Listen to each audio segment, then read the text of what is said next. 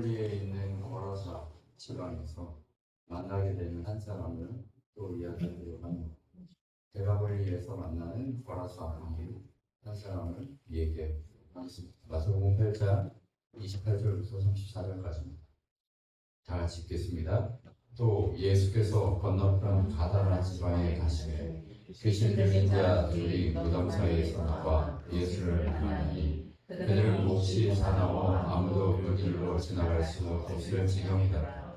이에 그들이 소리질러 이르되 하나님의 아들이여 우리가 당신과 무슨 상관이 있나이까? 해가 이르기 전에 우리를 괴롭게 하려고 여기 오셨나이까 하니 마침 멀리서 많은 돼지떼가 먹고 있는지라. 귀신들이 예수께 간구하여 이르되 만일 우리를 쫓아내시려면 돼지떼의 뒤로 보내주소서 하니 그들에게 가라 하시니 귀신들이 나와서 돼지에게 들어가는지라. 온 개가 비탈로 내리달아 바다에 들어가서 물에서 몰살하거든 치던 자들이 달아나 시내에 들어가 이 모든 일과 귀신 들린 자의 일을 보아니 온 시내가 예수를 만나려고 나가서 보고 그 지방에서 떠나기를 간구하더라. 아멘. 자, 여러분 이런 상태라고 보시면 됩니다. 제가 AI한테 한번 그려보라고 했는데 요즘 AI가 이렇게 잘 그려요. 사진을 아무리 찾아볼래도 없어 그리고 이 상황에 대해서 AI한테 그려보라고 해도 이렇게 잘 그려요. 대가볼리는 이쪽이고요. 이쪽 아마 이 해변가였을 겁니다. 대가볼리 지경에 있는 거라사라고 하는 지경에 이 갈릴리를 중심으로 해가지고 지금의 요르단교 그쪽 지경에 있는 지역입니다. 그쪽 지역에 이 대가볼리 지경의 거라사 지역에 있는 그런 내용을 얘기하고 있습니다. 여러분 오늘 본문하고 지난주에 연결했던 이 풍랑으로 인해서 바다에 떠가지고 고통받던 그 제자들의 모습하고 지금 똑같은 그림이라는 생각을 좀 해보게 됩니다. 뭐냐면 바다의 풍랑이 일어나기 나서 죽기 직전까지 제자들이 물에 빠지면서도 예수님을 찾지 않고 가만히 있었습니다. 그리고 죽기 직전이 됐을 때 예수님을 찾았고 그리고 예수님이 왜 믿음 없이 니네끼리 행동하려고 했어? 너희 나랑 함께 있을 때 살 수 있는데 라고 하는 이야기를 우리는 들었습니다. 고난의 직면에서 구해줄 수 없는 상태가 됐을 때만 꼭 하나님을 찾는 그 경우가 있습니다. 또는 고난에 직면했는데도 아까 우리 이인입사님 얘기하시는 것처럼 하나님을 찾지 못하고 있는 그 모습을 볼 때도 있습니다.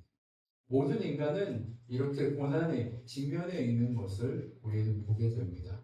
그런데 이 그림이 제자들이 물가에서 풍랑을 만나는 그림하고 오늘 거라사 지방에서 귀신 들려가지고 무덤 사이에 있는 이 둘 또한 마찬가지 인생인 것을 보게 됩니다. 여러분 다른 영에 사로잡히면 이 인간들은 물에 빠진 제자들처럼 죽음의 직면에 있는 것과 마찬가지입니다. 사단이 사람을 사로잡으면 그것은 그 사람을 살리려고 사로잡는 게 아니라 그 사람을 죽이려고 그 사람이 사람 되지 못하게 하려고 그 사람의 삶을 빼앗으려고 그를 사로잡습니다. 그런데 여러분 너무 멀쩡하던 사람이 어느 순간 확 변하고 정말 괴롭게 하고 힘들게 하는 그런 경험들을 하셨을 겁니다. 그런데 보통 우리는 이 사람이 정신적으로 뭔가 불안해서 그렇구나 라고 생각할 수도 있고요. 그럴 수도 있습니다. 그런데 영적인 세계에서 바라봤을 때는 사단이 그의 영을 사로잡아서 그가 사단이 가지고 있는 사단이 명령하고 사단의 종으로서의 역할을 하다 보니까 그렇게 되는 경향도 있습니다. 그런데 오늘 본문은 어떤 걸 얘기하냐면 두 번째를 얘기하고 있습니다. 영적으로 사단에게 사로잡혀서 그가 사람으로서 살아갈 수 없고 온전히 짐승처럼 어디서 살아요? 보통 돌 구덩이를 파가지고 거기다가 매장을 했단 말이에요. 그러면 돌 구덩이에 파서 매장하는 그곳은 사람이 사는 곳이에요? 아니면 들짐승이나 사는 곳이에요? 들짐승이나 사는 그러한 정말 이미 인간으로서는 죽어버렸다라고 하는 그런 사형 선고를 받은 것과 마찬가지의 삶을 이 사람이 살고 있습니다. 지금 배를 타고 오면서 제자들이 이 직전에 경험했던 그 풍랑이 와서 죽기 직전에 있던 이 사람들, 제자들과 그리고 이 거라사의 이 두 광인이 어때요? 다른 상태에 있는 게 아니라 음부에 빠져서 그렇게 고통하고 있는 모습이 똑같은 모습을 보게 됩니다. 여러분, 바다를요, 성경에서는 음부로 이야기합니다. 음부가 제자들을 삼키려고 했던 것과 그리고 음부의 주인인 사단이 어떻게 해요? 이 두 사람을 사로잡아서 들판에 거하면서 짐승처럼 살게 하는, 사람으로 창조됐는데 하나님이 사람으로 살라고 했는데 정말 짐승처럼 그 음부에 빠져서 직전에 온전히 죽음을 앞두고 있는 상태의 이 사람, 누구도 구할 수 없는 이 사람의 모습이 동일한 선상에 있는 것을 우리는 보게 됩니다. 그러면서 본문은 그들이 어떤 상태에 있는가를 분명히 얘기하고 있습니다.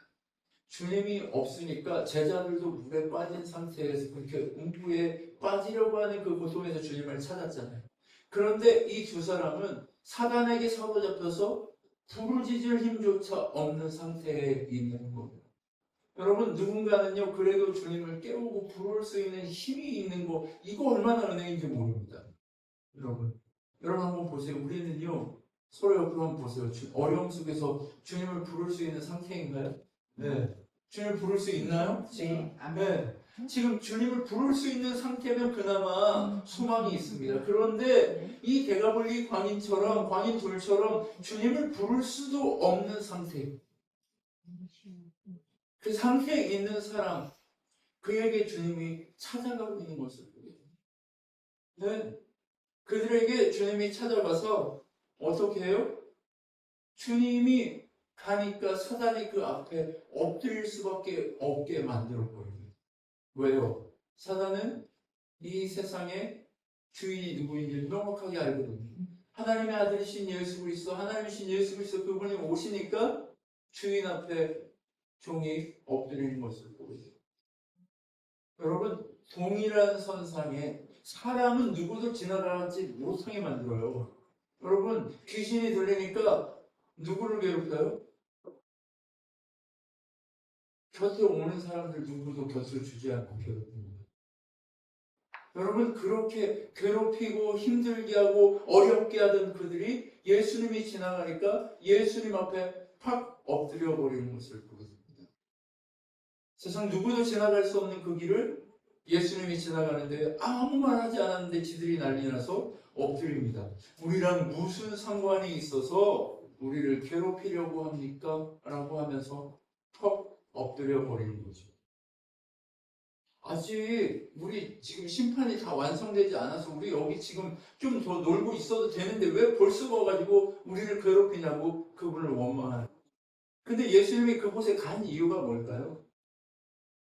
예수님이 간 이유는요, 바로 그 사단이 사로잡고 있는 그 두 사람을 살리고 싶은 마음이 있어서 그곳에 가셨습니다. 다른 누구에게 관심이 있는 게 아니라 한 사람 그들에게 관심이 있어서 그들에게 가신 거예요.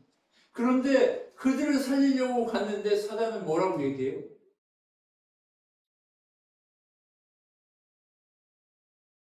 왜 아직 때가 안 됐는데 벌써 왔냐고 얘기해요.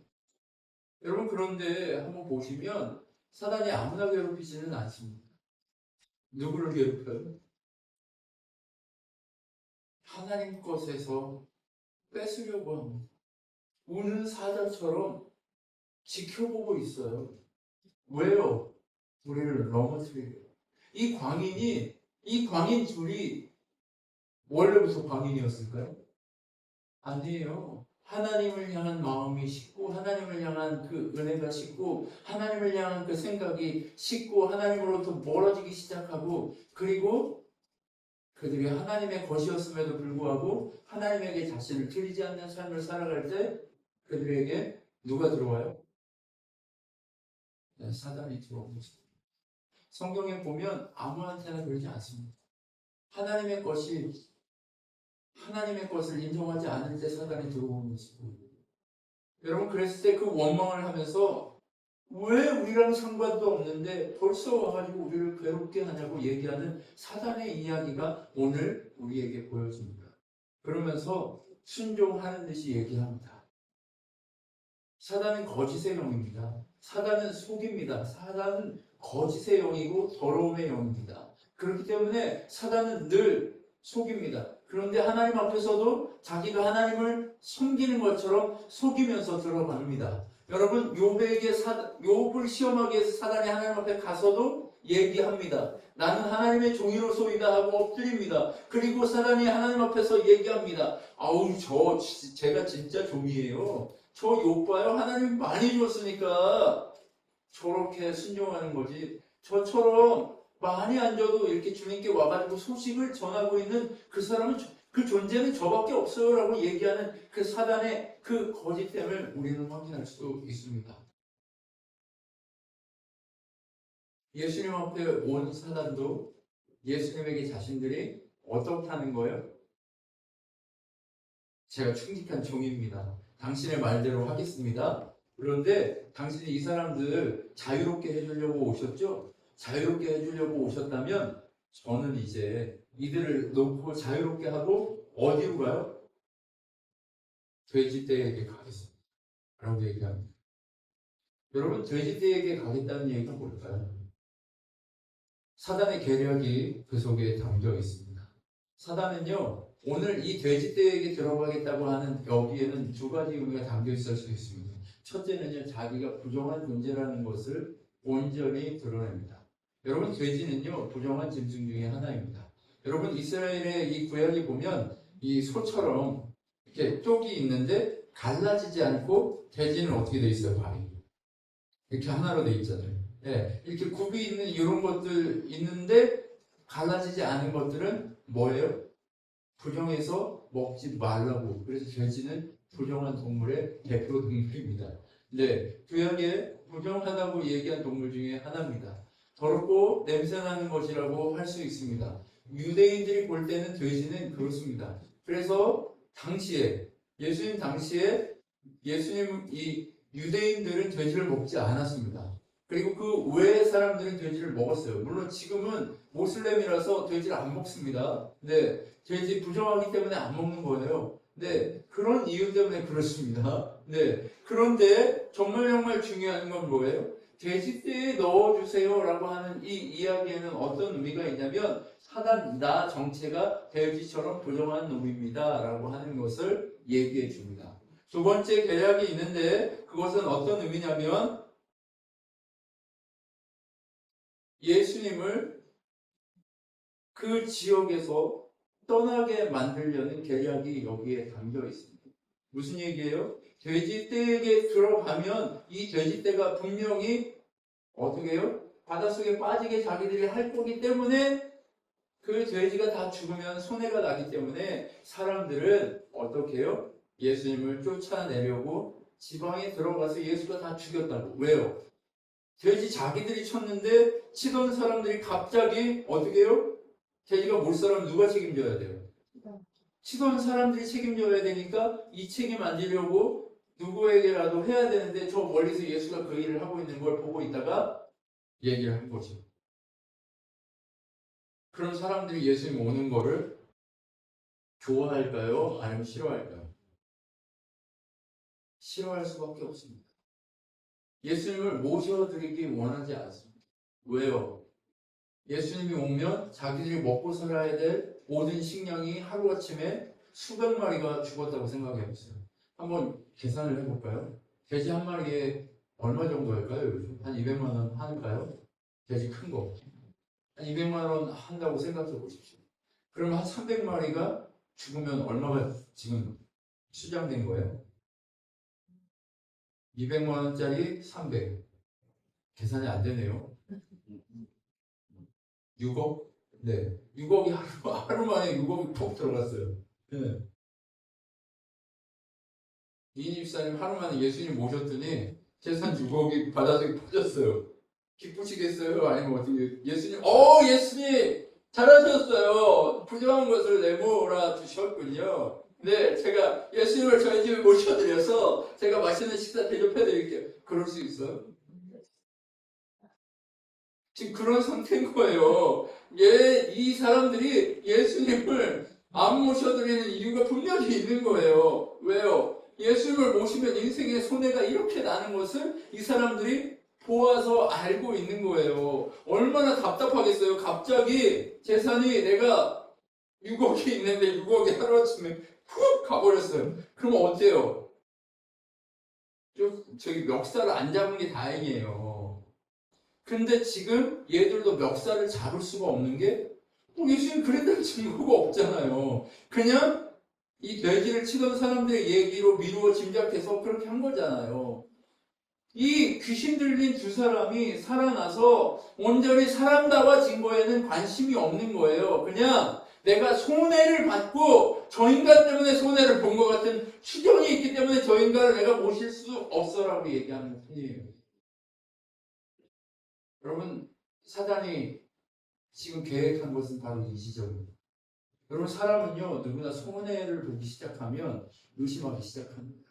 하나님과 함께해서 내가 손해보는 거 아니야? 내가 하나님 정말 섬기다 보니까 내가 이렇게 6억, 근데 이거 지금 내 계속 손해보는 이거 지금 문제 있는 거 아니야? 이렇게 돼가는 게 사람입니다. 그런데 예수님이 오늘 그 자리에 아무 말을 안 하세요, 지금. 그냥 예수님은요, 아무 말 안 하시고요, 딱 한마디 했어요. 오늘 본문에 등장하는데, 라고 얘기밖에 안 해요. 여러분, 그 가라는 한마디에 모든 문제가 시작되고 발생하기 시작됩니다. 여러분, 한쪽에서는요, 자유를 얻기 시작해요. 가라는 말 한마디. 한쪽에서는요, 완전 초승집이에요. 먹고 살 모든 문제들이 어떻게 됐어요? 하루아침에 수장돼 버렸어요. 여러분, 이런 상태에 여러분은 어떤 것을 선택하시겠습니까? 예수님이 가라 한마디 했다고 이런 일이 일어났는데 예수님이 가라고 하시니까 나는 그래 나도 따라서 가야지 동네 사람들처럼 예수님을 멀리하고 가버리시겠습니까? 아니면 예수님을 쫓으시겠습니까? 마가복음의 동일한 본문에 보면 사람들이 예수님이 떠나기를 강구하는데 그 중에 귀신에게서 노인받은 사람이 배에 오르실 때에 함께 예수님 따라가고 싶다고 얘기하는 장면이 등장합니다. 여러분, 마가가 이렇게 얘기해 줍니다. 그 귀신 들렸던 그 사람이 이제 자유를 얻어서 누구를 따라가고 싶대요? 자기가 살 수 있는 방법이 오직 예수밖에 없다는 걸 알고 이제 예수님 따라가겠다고 얘기합니다. 그런데 예수님이 허락하지 않아요? 허락하지 않습니다. 너의 삶의 터전에서 나를 증거하라고 얘기합니다. 네가 할 일은 너의 가족을 위해서 네가 귀신 들렸다가 네가 무너지고 쓰러졌던 삶에서 이제 돌아와서 너를 위해 메시아이신 예수, 바로 하나님의 아들인 내가 너를 위해 했던 그 모든 것들을 가서 사람들에게 알리라고 얘기해요. 여러분, 따라와야 될 제자가 있고 가서 알려야 될 제자가 있습니다. 여러분, 준비되지 않아서 어떻게 아직 때가 되지 않아서 예수님 따라가야 될 제자들이 있는 반면에 이미 준비되고 경험되어서 가서 전해야 될 제자가 있습니다.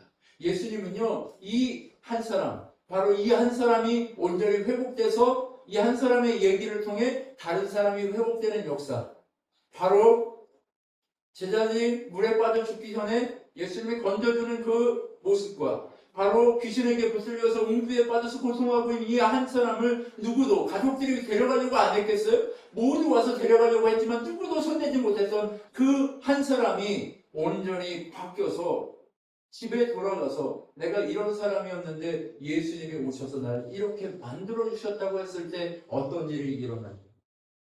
가족에게 알리니 그 가족들이 놀랍게 여기고 사람들이 놀랍게 여겨서 죽게 돌아오는 역사가 일어났다고 얘기하고 있습니다. 여러분, 우리는요, 누구나 다 이제 제자가 맞습니다. 그리고 지금 준비해야 될 상황에 있는 제자일 수도 있고, 그 준비된 상황에서 내가 바뀌어서 이제 전파해야 될 제자의 삶을 살아야 될 상황에 처할 수도 있습니다. 그런데 여러분, 그 상황에 처할 때 내게 약속하시고 내게 일하셨던 그 한 사람으로 나를 세우시고 나를 바꾸셨던 그 소식을 온전히 사람들에게 전해야 될 때가 올 수 있습니다. 근데 그 전해야 될 때가 오면 내가 이야기하는 걸 사람들이 듣고 그렇게 크고 놀라운 일이 있었어라고 하며 주님을 받아들이는 경험을 하실 수 있는 때가 오기 시작할 겁니다. 여러분, 그렇기 때문에 예수님 안에서 어때요? 물에 빠졌던 제자들과 음부에 빠졌던 이 거라사 광인의 모습이 이렇게 동일한 선상에 오버랩되어 있는 것을 우리는 볼 수 있습니다. 여러분, 하나님은 왜, 우리 주님은 왜 이 장면을 우리에게 보여주고 싶으셨을까요?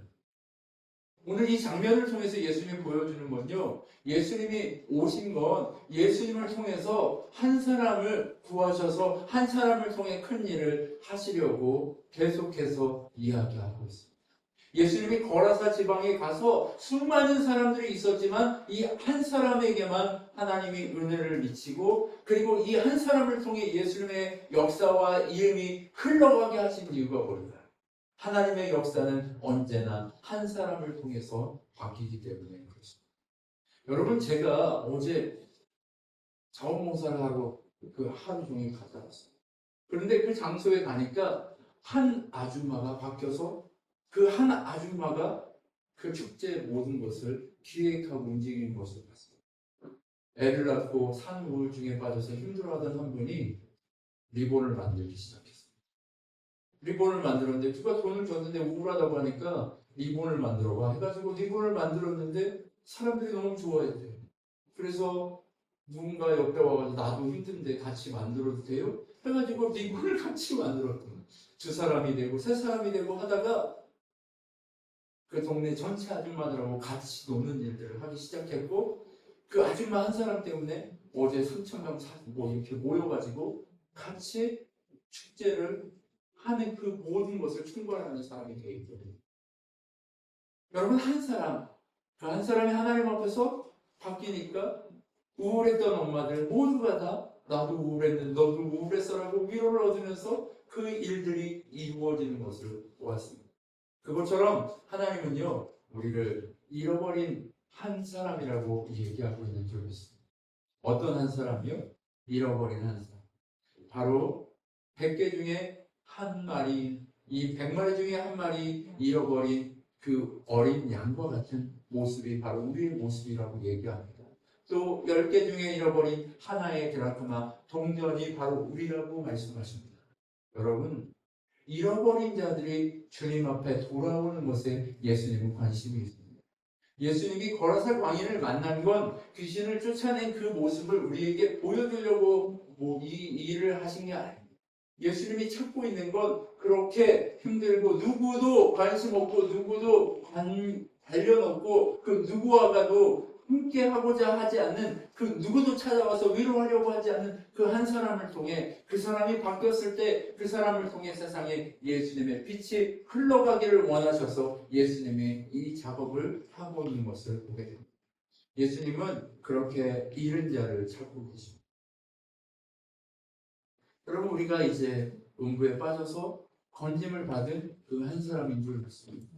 그리고 예수님이 당신 곁에서 나 이 자리가 좋으니까, 예수님 옆자리가 좋으니까 예수님 옆에만 있을게요가 아니라 이제 가서 외치라고 말씀하시는 분이십니다. 예수님이 나를 위해 이 일을 하셨어라고 이야기하라고 말씀하시는 분입니다.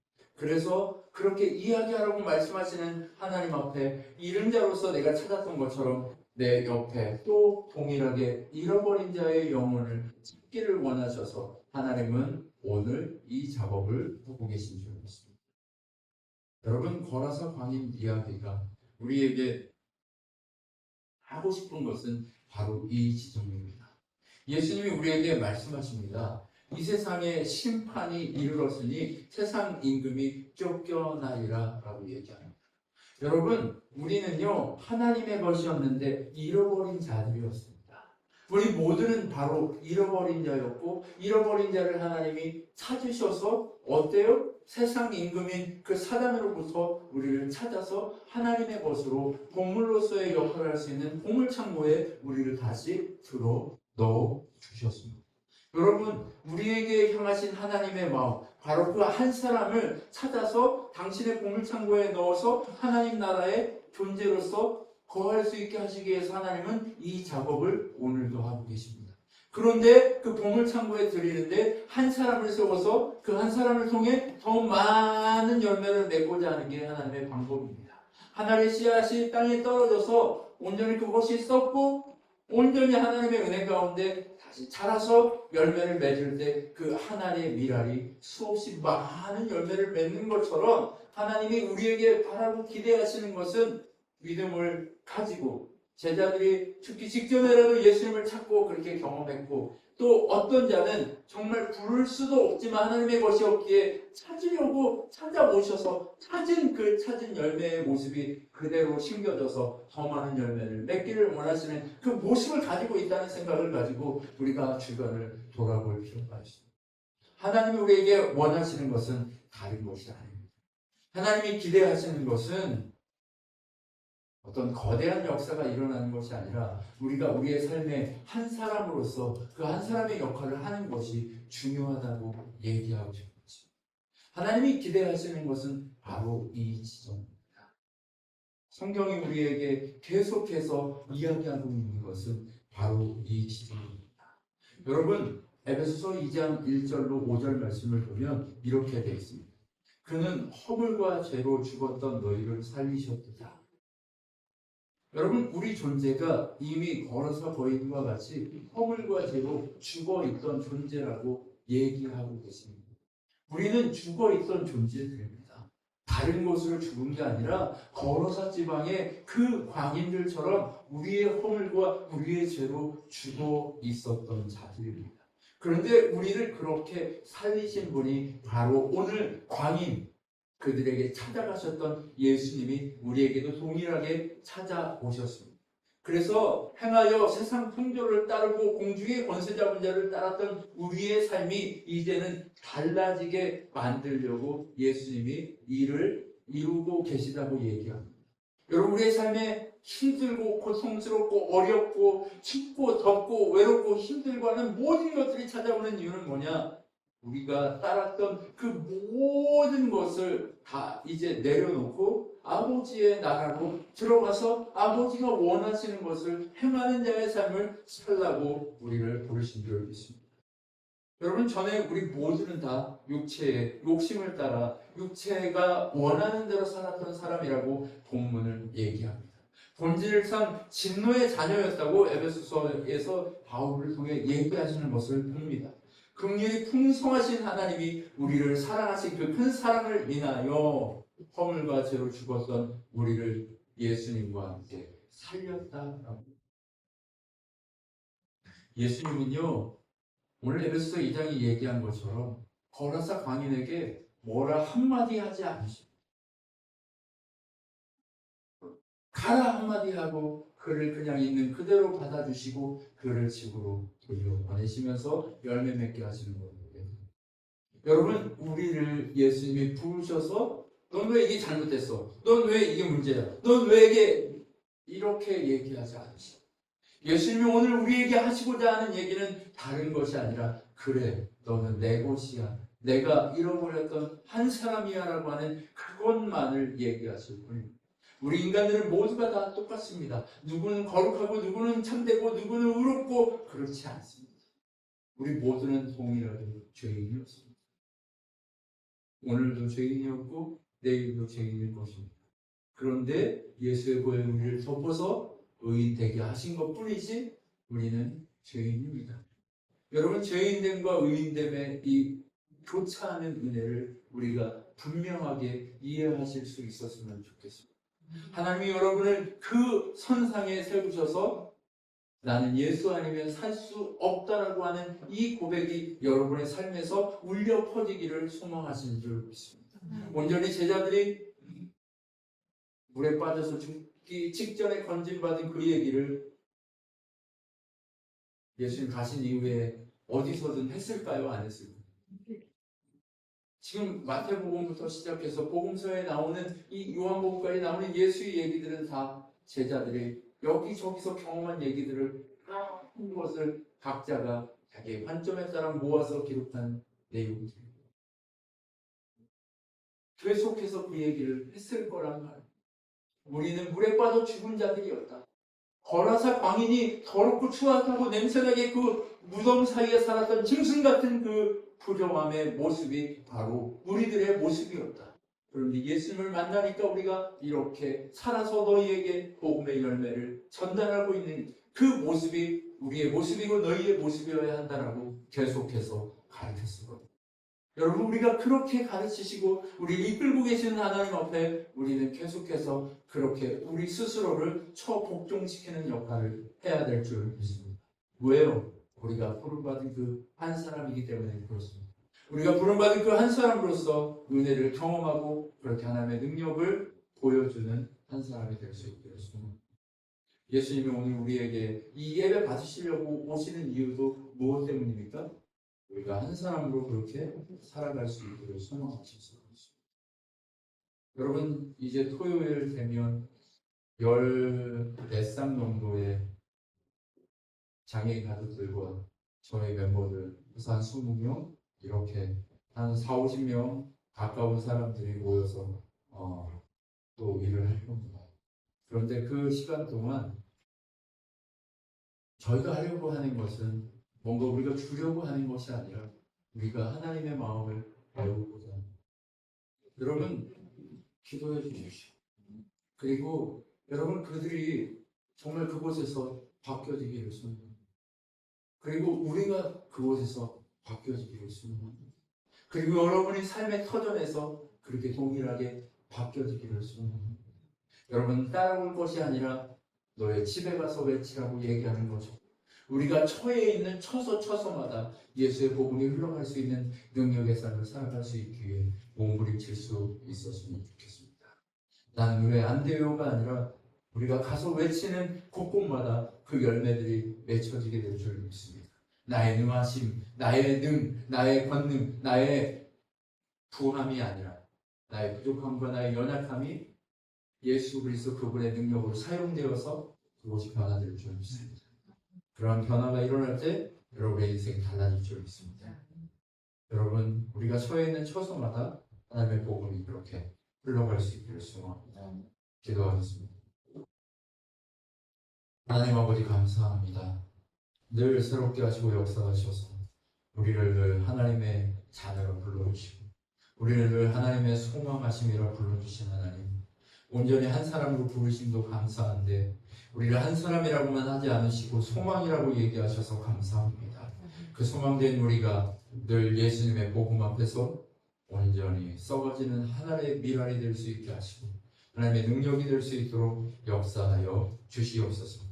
지금은 우리 주 예수 그리스도의 은혜와 하나님의 사랑과 성령 하나님의 놀라우신 축복하심을 늘 하나님의 능력을 바라고 하나님을 나의 하나님으로 의지하며 하나님 부르시는 그 자리에 나도 가겠노라고 결정한 주님의 백성들 머리 위에 영원토록 함께 있을지어다.